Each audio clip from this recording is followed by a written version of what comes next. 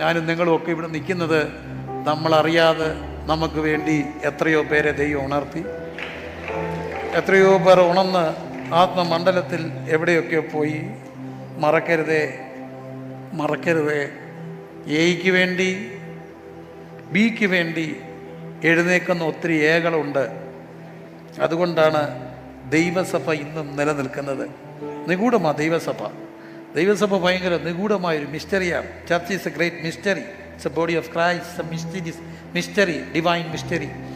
ദൈവത്തിൻ്റെ സഭ ഇന്നും നിലനിൽക്കുന്നത് ഇതിനകത്ത് ഇന്നും ആരുമറിയാതെ രാത്രിയിൽ ദൈവദാസിന് വേണ്ടി, സഭയ്ക്ക് വേണ്ടി ഉണർന്ന് പ്രാർത്ഥിക്കുന്ന ഒത്തിരി പേരുണ്ടെന്നുള്ളത് കൊണ്ടാണ് ദൈവസഭയെ എഴുന്നേക്കണം. എപ്പം? അർദ്ധരാത്രി എഴുന്നേക്കണം.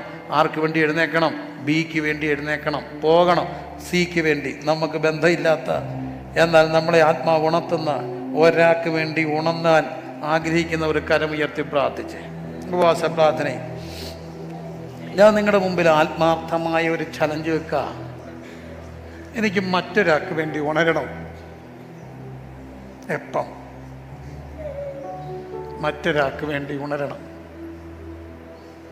മറ്റൊരാൾക്ക് വേണ്ടി ഉണരണം. അങ്ങനെയുള്ളവരെല്ലാം പ്രാർത്ഥിച്ച് ഞാൻ എൻ്റെ ഒരു അനുഭവം പറയാം.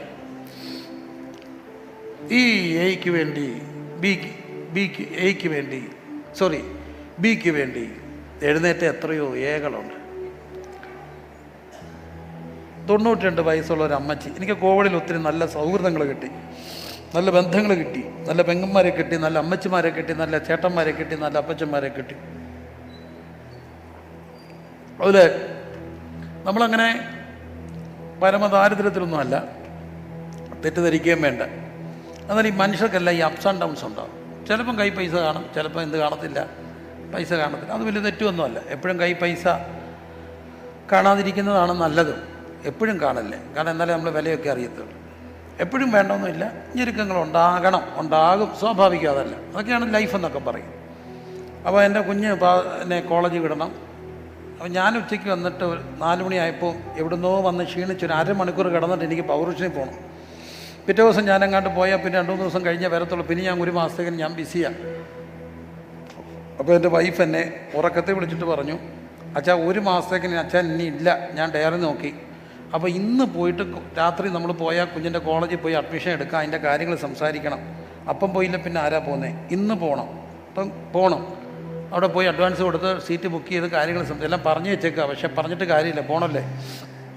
ഞാൻ പറഞ്ഞു പോകണം, പക്ഷെ ഇന്ന് പോകണം. ഇന്ന് പോകണേ എങ്ങനെ പൈസ? അല്ല, ഞാനും ചോദിച്ചു എങ്ങനെ പൈസ? എൻ്റെ പൈസ ഇപ്പം ഇല്ലല്ലോടി. ആണോ? ആ, സാരമില്ല, അഡ്മിഷനൊക്കെ അല്ലേ, അതൊക്കെ നടക്കും. യഹോവ ഈരേ. ഞാനുറങ്ങി. ഞാൻ പോയി പൗരുഷ ഇരിക്കുമ്പോൾ ഇഷ്ടംപോലെ മിസ് കോള്. ഫോൺ എടുത്ത് നോക്കിയപ്പോൾ ചർച്ചയിൽ നിന്ന് വിളിച്ചിരിക്കുന്നു, എൻ്റെ കുഞ്ഞ് സൗകര്യങ്ങൾ വിളിച്ചിരിക്കുന്നു.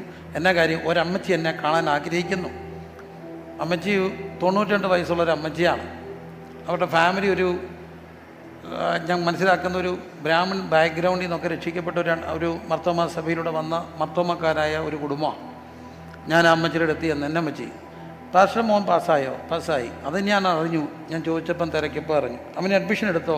ഇല്ല അമ്മച്ചി, പോകണം, പക്ഷേ അഡ്മിഷൻ എടുക്കണം, പൈസയെല്ലാം ഞാനാ തരുന്നേ, പൈസ മേടിക്കണം. ഞാൻ പറഞ്ഞു വേണ്ട, നമ്മൾക്കൊരു അന്തസ്സില്ലേ, വേണ്ട അമ്മച്ചി, അതൊന്നും സാരമില്ല അമ്മച്ചി, അതൊക്കെ നടക്കും. അങ്ങനല്ല, എൻ്റെ നിർബന്ധമാണ് മോനെ, അമ്മച്ചിയുടെ ആഗ്രഹം. നീ എന്നെ ഒരിക്കലെങ്കിലും അമ്മച്ചി എന്ന് വിളിച്ചിട്ടുണ്ടെങ്കിൽ അതെൻ്റെ ഒരു ആഗ്രഹം. അമ്മച്ചി തന്നു, അടച്ചു.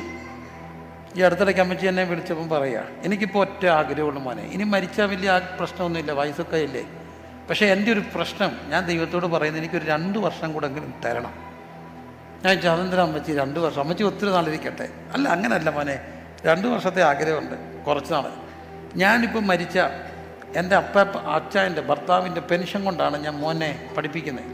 പക്ഷെ ഞാൻ മരിച്ചാൽ പിന്നെ പെൻഷൻ കിട്ടത്തില്ല. അപ്പം ഞാൻ ജീവിച്ചിരുന്നാലേ അവൻ്റെ പഠിത്തം പൂർത്തീകരിക്കണ്ടേ? അതിനുവേണ്ടി ഞാൻ ദൈവത്തോട് ആയുസ് വെച്ചുകൊണ്ടിരിക്കുക. ആരുമല്ലാത്ത ഒരമ്മച്ചി എൻ്റെ കുഞ്ഞിനെ പഠിപ്പിക്കാൻ 2 വർഷത്തെ ആയുസ്സൂടെ തമ്പുരാനോട് ചോദിക്കുമ്പോൾ ഈ ബിക്ക് വേണ്ടി എത്രയോ എകൾ എഴുന്നേറ്റത് കൊണ്ടാണ് ഞാനിന്ന് ഇവിടെ നിൽക്കുന്നേ. നാം അറിയാതെ എത്രയോ ആൾക്കാരെ ദൈവം നമുക്ക് വേണ്ടി എഴുന്നേൽപ്പിച്ചു. അങ്ങനെയെങ്കിൽ ഈ ഉപവാസ പ്രാർത്ഥന ചോദിക്കട്ടെ, അവരിന് വേണ്ടി ഉണരാൻ ആഗ്രഹമുള്ളവരെല്ലാം പ്രാർത്ഥിച്ച് അവരിന് വേണ്ടി ഉണരാൻ. നമ്മൾ പല കാര്യങ്ങളും ചിന്തിച്ചു. അവരിന് വേണ്ടി ഉണരാൻ ആഗ്രഹമുള്ളവരെല്ലാം കർത്താവിൻ്റെ സന്ധിയിൽ ഒന്ന് കരമുയർത്തി പ്രാർത്ഥിച്ച്, എനിക്ക് അവരിന് വേണ്ടി ഉണരണം, എന്നെ ഉണർത്തണം കർത്താവേ. എപ്പോൾ ഉണർത്തണം? അർദ്ധരാത്രി ഉണർത്തണം. പ്രാർത്ഥിക്കണേ, ഗൗരവമായി പ്രാർത്ഥിക്കണം പ്രിയരെ.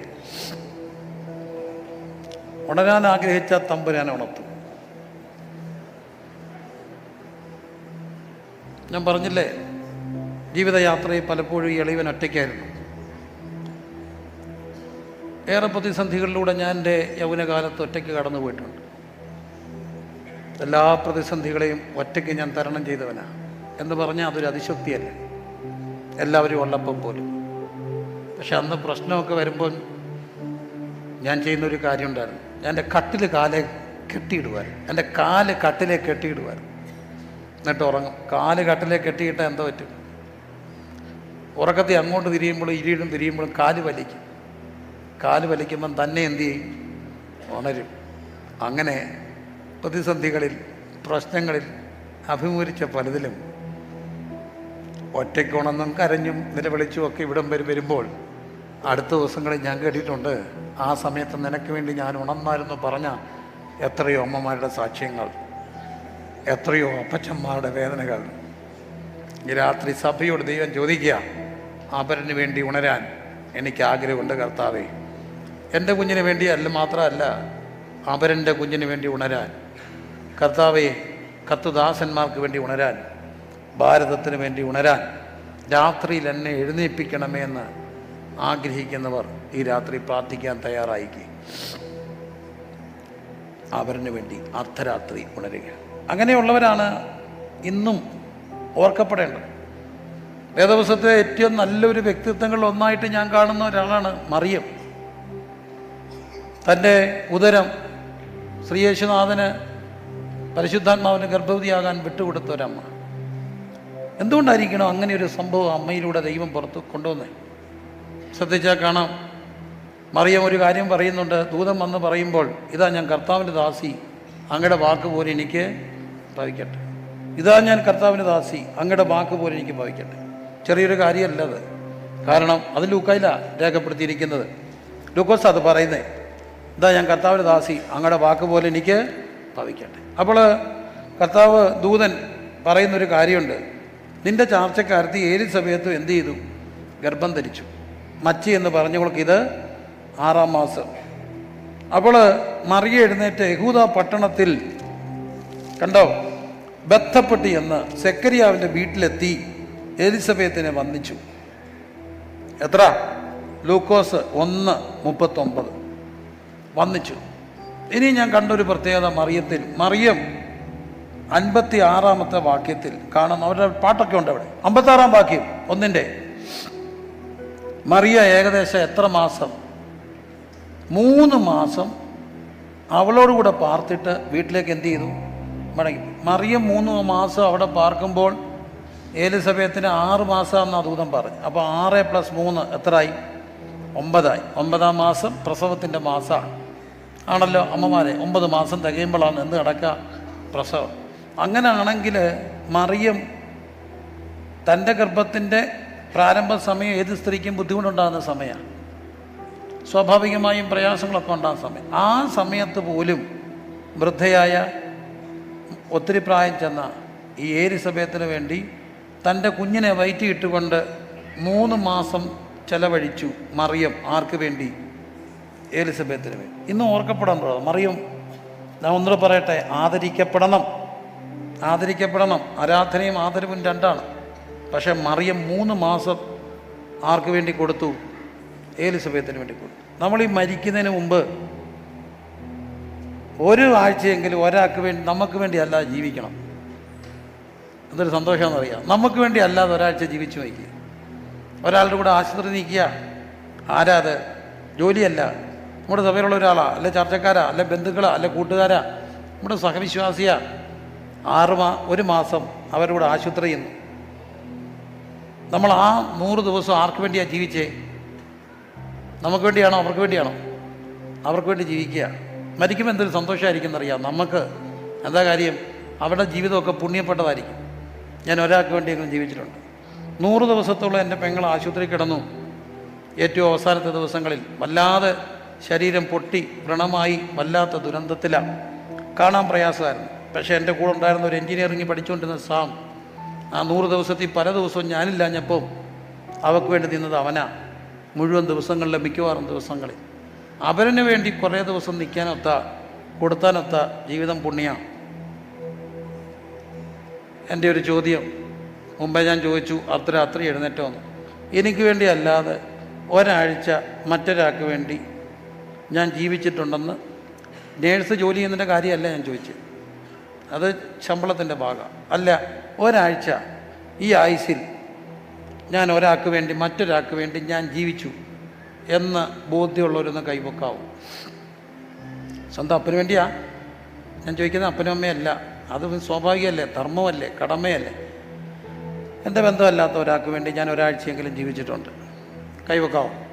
ശരിക്കും അന്നോട്ട് ഞാൻ പറഞ്ഞിട്ടേ മനസ്സിലാക്കിയിട്ടേ കൈവക്കാവും. എൻ്റെ ആരുമല്ലാത്ത, എന്നാൽ രക്തബന്ധമല്ലാത്ത ഒരാൾക്ക് വേണ്ടി ഞാൻ ജീവിച്ചു എന്ന് ഓർമ്മയുള്ളവരൊന്ന് കൈവക്കുക. ദൈവം അനുഗ്രഹിക്കട്ടെ. ദൈവം അനുഗ്രഹിക്കും. ഒരാഴ്ച ഒരാൾക്ക് വേണ്ടി ജീവിച്ചു. എന്തൊരു ഭാഗ്യം അത്. മറിയം എത്ര മാസമാണ് ജീവിച്ചേ? 90 ദിവസം. 90 ദിവസം മറ്റൊരാൾക്ക് വേണ്ടി ജീവിച്ച മറിയം ഇന്നും ഓർക്കപ്പെടുകയാണ്. സാർത്ഥതയുടെ മണിമുകുടമാണ് ഇന്നത്തെ ലോകം. നമുക്ക് മറ്റൊരാൾക്ക് വേണ്ടി ഒരു ദിവസം എഴുന്നേറ്റ് പ്രാർത്ഥിക്കാനൊക്കൂ? മറ്റൊരാൾക്ക് വേണ്ടി ഒരു ദിവസം എഴുന്നേറ്റ് പ്രാർത്ഥിക്കാനൊക്കൂ? ഇങ്ങനെയുള്ള കൊച്ചു മനുഷ്യർ ഇന്നും ഉണ്ടെന്ന് മറക്കരുത്. മറ്റൊരാൾക്ക് വേണ്ടി ജീവിക്കാൻ, മറ്റൊരാൾക്ക് വേണ്ടി. നമ്മൾ ചിലതൊക്കെ ചെയ്തിട്ട് വലിയ ഭാരമായിട്ടൊക്കെ പറയുമ്പോൾ ഞാൻ ഓർക്കാറുണ്ട്, ഞാൻ എന്തുമാത്രം യാത്ര ചെയ്തു. വർഷങ്ങൾ യാത്ര ചെയ്തു. വർഷങ്ങളൊക്കെ യാത്ര ചെയ്തത് എത്രയോ വർഷങ്ങളാണ്. എളിയവരൊക്കെ അതിലൊക്കെ എന്തോ കുറവാണ്. എന്നാലും ഞാൻ ചെന്ന് താമസിക്കുന്ന വീടുകളിൽ 1 മാസമൊക്കെ ഞാൻ താമസിച്ചിട്ടുണ്ട് പണ്ടൊക്കെ. ഇപ്പോൾ അത്ര ഇല്ലെങ്കിൽ പോലും എനിക്ക് വേണ്ടി മുറി ഒഴിഞ്ഞു വരുന്നവർ, അവിടെ കിടത്തുന്നവർ, കൊണ്ട അടക്കുന്നവർ, ഡ്രസ്സ് കഴുകി കൊണ്ട് വെക്കുമ്പോൾ ആരുമല്ലാത്ത ആരോ നമുക്ക് വേണ്ടി ആകുകയല്ലേ. എത്രയോ പേര് നമുക്ക് വേണ്ടി ജീവിക്കുക. എത്രയോ പേർ നമുക്ക് വേണ്ടി ജീവിക്കുക. എനിക്കൊരു കൃഷ്ണമ്മച്ചി ഉണ്ടായിരുന്നു. കോവിഡിൽ ആ അമ്മച്ചി പോയി. 76 വയസ്സുള്ള അമ്മച്ചി, കൃഷ്ണമ്മച്ചി. അടുക്കളയിൽ പലരുടെ ജോലി ചെയ്യുക. അപ്പോൾ ഈ കൃഷ്ണമ്മച്ചി വന്നിട്ട് ഞായറാഴ്ച നേരിട്ട് കയ്യിൽ ഒരു കാണിക്ക കൊണ്ടെത്തരും. തിരുവനന്തപുരം തെക്കുള്ള അമ്മച്ചി നാട്ടിൽ വന്ന കൂലിവേലയാണ്. ഞാൻ അമ്മച്ചി, എനിക്ക് ഭയങ്കര സന്തോഷമാണ്. ഒരു കൊച്ചമ്മച്ചി, 76, 77 വയസ്സുണ്ട്. ഞാൻ ഈ അമ്മച്ചിയോട് ചോദിച്ചു, അമ്മച്ചി എന്തിനാ അമ്മച്ചി പൈസ? അമ്മച്ചിക്ക് അങ്ങോട്ട് തരണ്ടേ? അല്ല മോനെ, സന്തോഷമല്ലേ. എങ്ങനെ അമ്മച്ചി പൈസ? ആഴ്ചയിൽ ഞാൻ 5-6 ദിവസം കൂലിവേലയ്ക്ക് പോകും. പിന്നെ അത് കിട്ടുന്നതുകൊണ്ടാണ്. വയ്യാത്ത ഒരു മോളുണ്ട്, അവരുടെ കുഞ്ഞുണ്ട്, അവരെയെല്ലാം ഞാനാണ് നോക്കുന്നത് ഇപ്പോഴും. അത് ഈ കൂലിവേല ചെയ്താൽ ദിവസം 500 രൂപ ഒക്കെ ശമ്പളം കിട്ടും. പിന്നെ ഞാൻ ആഴ്ച 3-4 ദിവസം 5 മണി കഴിഞ്ഞ് ഓടി ഒന്നിൻ്റെ വീട്ടിൽ പോയി പെട്ടെന്ന് മിറ്റം തൂക്കും. 1 മണിക്കൂർ മിറ്റം തൂത്ത് ഒന്ന് വെള്ളം കോരി വെച്ച് എന്തെങ്കിലുമൊക്കെ ചെയ്യും. അവരെനിക്ക് എന്തെങ്കിലുമൊക്കെ തരും. ആഴ്ചയിൽ ഈ 5 മണി കഴിഞ്ഞ് പോകുന്നത് ഈ മോന് വേണ്ടി, മറ്റേത് പോകുന്നത് എൻ്റെ പിള്ളേർക്ക് വേണ്ടി. ആ കൃഷ്ണമ്മച്ചി കോവിഡ് മരിച്ചുപോയി. 76 വയസ്സുള്ള അമ്മച്ചി ഈ മോന് വേണ്ടി 5 മണി കഴിഞ്ഞ് ജോലി ചെയ്യാൻ പോവാ. അങ്ങനെ എത്രയോ പേർ. ഇതാണ് ദൈവരാജ്യം. This is the kingdom of God and this is the culture of the kingdom of God and this is the സംസ്കൃതി, സംസ്കാരം. ഇന്ന് രാത്രി എന്നെ കേൾക്കുന്ന പ്രിയപ്പെട്ടവരെ, അവരന് വേണ്ടി ഉണരാൻ, പോയി നിൽക്കാനൊന്നും ഒത്തില്ലെങ്കിലും അവരന് വേണ്ടി ഉണരാൻ എന്നെ ഒന്ന് ഇടയാക്കണേ. അങ്ങനെ തട്ടി ഉണർത്തണേ. എന്നിട്ട് ഞാൻ തിരിഞ്ഞും മറിഞ്ഞും കിടക്കുകയാണെങ്കിൽ സമ്മതിച്ചിരിക്കുന്ന 2 അടി കിട്ടി എന്നെ ഉണർത്തണേ. എന്തിനാ? അവന് വേണ്ടി ഉണരാൻ. ഞാൻ ഉണർന്നില്ലെങ്കിൽ ഈ ബേബി ചെന്ന് പോത്തില്ലേ, അവൻ ഉറങ്ങാതെ കിടക്കത്തില്ലേ. സിയുടെ കയ്യിൽ അവന് കൊടുക്കാനുള്ളതെല്ലാം ഉണ്ട്. പക്ഷെ ഞാൻ ചെന്ന് ചോദിച്ചാലേ സി തരത്തുള്ളൂ.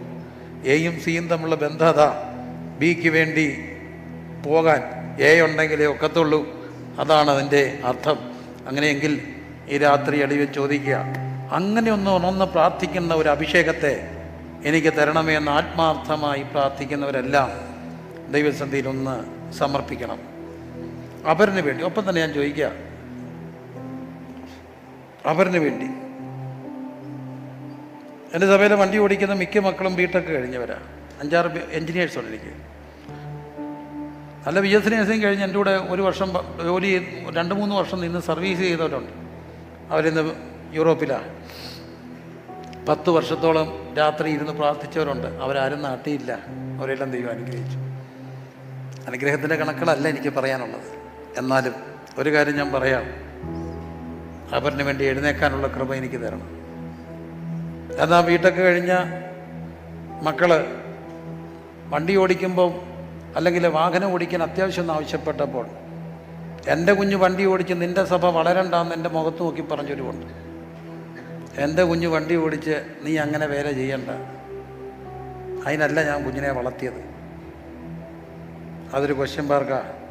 പക്ഷെ നിരുപാധികമായി കുഞ്ഞിനെ വിളിച്ചോണ്ട് പോ പാസ്റ്ററേ, ആ സഭയ്ക്ക് പ്രയോജനപ്പെട്ടെന്ന് പറയുന്ന എത്രയോ അമ്മമാരുണ്ടെന്നറിയാമോ? വിളിച്ചോണ്ട് പോ പാസ്റ്ററേ, അവൻ സഭയ്ക്ക് പ്രയോജനപ്പെട്ടെന്ന് പറയുന്ന എത്രയോ പേരുണ്ട്. ദൈവരാജ്യത്തിന് വേണ്ടി, ദൈവസഭയ്ക്ക് വേണ്ടി എന്നെ ഉണർത്തണമെന്ന് പ്രാർത്ഥിക്കാം കണ്ണടച്ച്. അങ്ങനെ പ്രാർത്ഥിക്കുന്നവരെല്ലാം ഇന്ന് നമുക്കൊരു പ്രാർത്ഥനയുടെ അഭിഷേകത്തിന് വേണ്ടി പ്രാർത്ഥിക്കാൻ പോകും. കഥാസം പറഞ്ഞതുപോലെ ഈ പ്രാവശ്യത്തെ എൻ്റെ ഒരു പക്ഷേ ലാസ്റ്റ് സെക്ഷനാണ്. പക്ഷേ എനിക്ക് നിനക്ക് വേണ്ടി ഉണരണം, എന്നെ ഉണർത്തണം.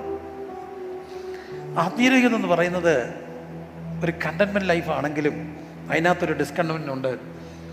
അവരുടെ വേദനയെ അസ്വസ്ഥപ്പെടുത്തുന്നവൻ ആരോ അവൻ ഉണരും, അവരിന് വേണ്ടി ഉണരും.